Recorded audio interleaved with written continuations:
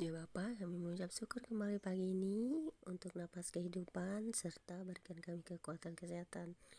Kembali kami mau membaca Alkitab, terangi hati dan jiwa kami dengan firman-Mu untuk kami dapat mengerti memahaminya.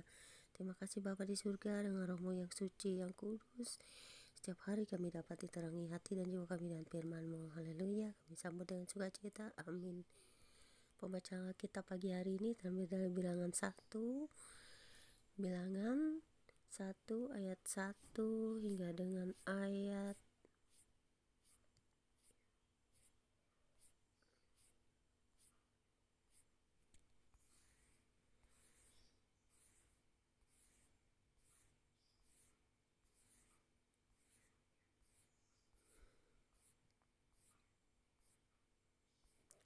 yang ke-54 dengan perikop Laskar Israel dihitung yang berbunyi demikian.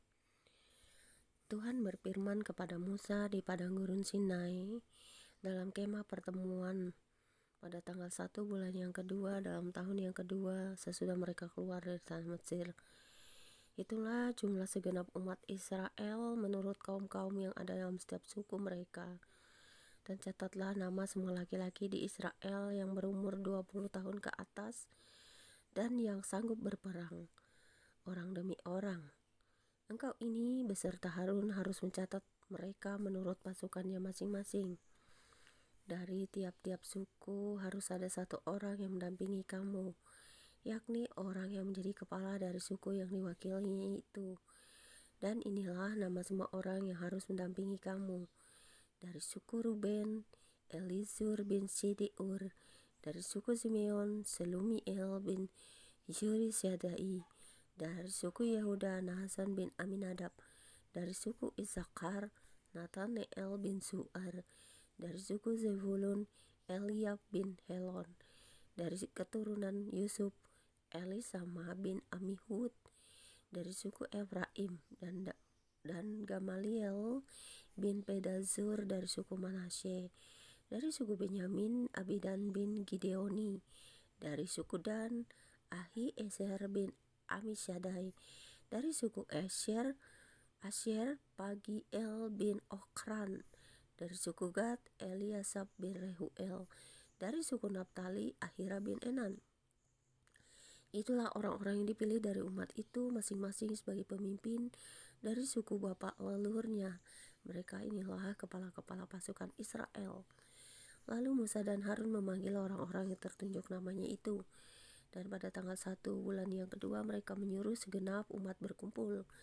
Kemudian silsilah orang-orang Israel disusun menurut kaum-kaum yang ada dalam setiap suku mereka. Sedang nama-nama mereka yang berumur 20 tahun ke atas dicatat orang demi orang seperti yang diperintahkan Tuhan kepada Musa. Demikianlah Musa mencatat mereka di padang gurun Sinai.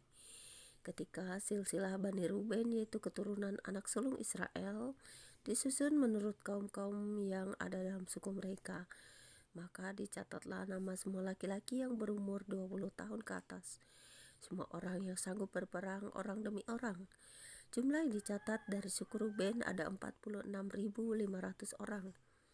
Ketika silsilah Bani Simeon disusun menurut kaum-kaum yang ada dalam suku mereka, maka dicatatlah nama semua laki-laki yang berumur 20 tahun ke atas, semua orang yang sanggup berperang, orang demi orang. Jumlah yang dicatat dari suku Simeon ada 59.300 orang.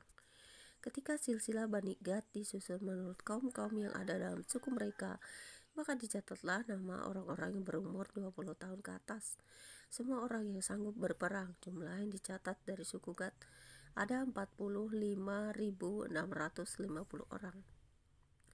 Ketika silsilah Bani Yehuda disusun menurut kaum-kaum yang ada dalam suku mereka, maka dicatatlah nama orang-orang yang berumur 20 tahun ke atas, semua orang yang sanggup berperang.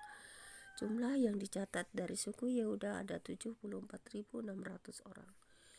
Ketika silsilah Bani Isakar disusun menurut kaum-kaum yang ada dalam suku mereka, maka dicatatlah nama orang-orang yang berumur 20 tahun ke atas, semua orang yang sanggup berperang. Jumlah yang dicatat dari suku Isakar ada 54.400 orang. Ketika silsilah Bani Zebulun disusun menurut kaum-kaum yang ada dalam suku mereka, maka dicatatlah nama orang-orang yang berumur 20 tahun ke atas, semua orang yang sanggup berperang. Jumlah yang dicatat dari suku Zebulun ada 57.400 orang. Mengenai keturunan Yusuf, ketika silsilah Bani Efraim disusun menurut kaum-kaum yang ada dalam suku mereka, maka dicatatlah nama orang-orang yang berumur 20 tahun ke atas, semua orang yang sanggup berperang. Jumlah yang dicatat dari suku Efraim ada 40.500 orang. Dan ketika silsilah Bani Manasye disusun menurut kaum-kaum yang ada dalam suku mereka, maka dicatatlah nama orang-orang yang berumur 20 tahun ke atas, semua orang yang sanggup berperang. Jumlah yang dicatat dari suku Manasye ada 32.200 orang. Ketika silsilah Bani Benyamin disusun menurut kaum-kaum yang ada dalam suku mereka, maka dicatatlah nama orang-orang yang berumur 20 tahun ke atas, semua orang yang sanggup berperang. Jumlah yang dicatat dari suku Benyamin ada 35.400 orang. Ketika silsilah Bani Dan disusun menurut kaum-kaum yang ada dalam suku mereka, maka dicatatlah nama orang-orang berumur 20 tahun ke atas, semua orang yang sanggup berperang.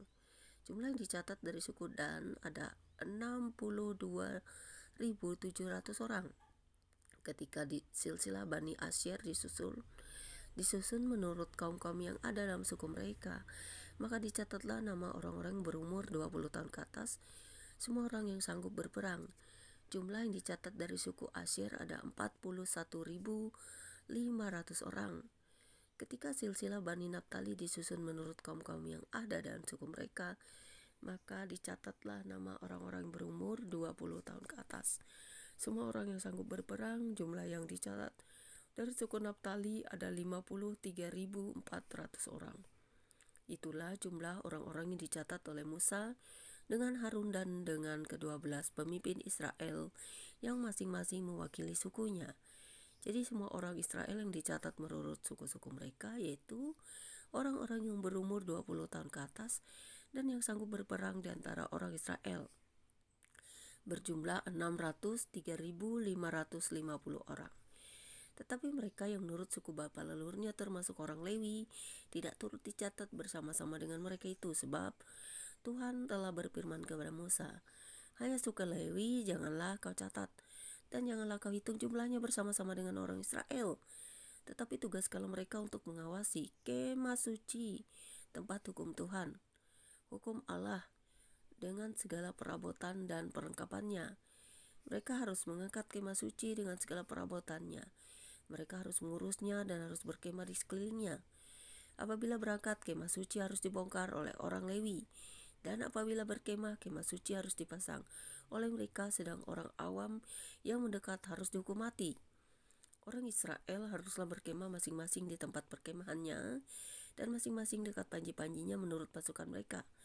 Tetapi orang Lewi haruslah berkemah di sekeliling kemah suci tempat hukum Allah, supaya umat Israel jangan kena murka.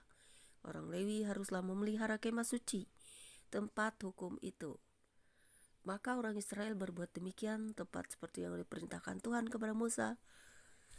Demikianlah diperbuat mereka. Demikianlah pembacaan kitab kita pagi hari ini. Berbahagialah setiap kita yang mendengarkan serta memelihara firman dalam hidup kita hari lepas hari, karena firman dapat menjadikan kita kuat untuk memahami dan mengerti pekerjaan Tuhan, dan kita semakin dikuatkan di dalam Tuhan. Kita dapat mengerti hikmat dan pelajaran dari semua firman, dan juga mengetahui isi hati Tuhan sesungguhnya. Terima kasih Bapa di surga atas firman-Mu. Biarlah kami selalu dapat mengerti, memahami, serta merenungkannya dalam hidup kami hari lepas hari, supaya kami juga dapat mengambil pelajaran atau hikmat, supaya menjadikannya rema dalam kehidupan kami. Terpujilah Engkau Bapa di surga, di dalam Yesus Kristus. Roh Kudus-Mu akan terus menerangi kami dengan firman-Mu. Haleluya. Terima kasih Bapa. Amin. Selamat pagi, Tuhan Yesus memberkati. Kita nggak bisa hidup tanpa firman. Firman adalah kekuatan kita. God bless you all.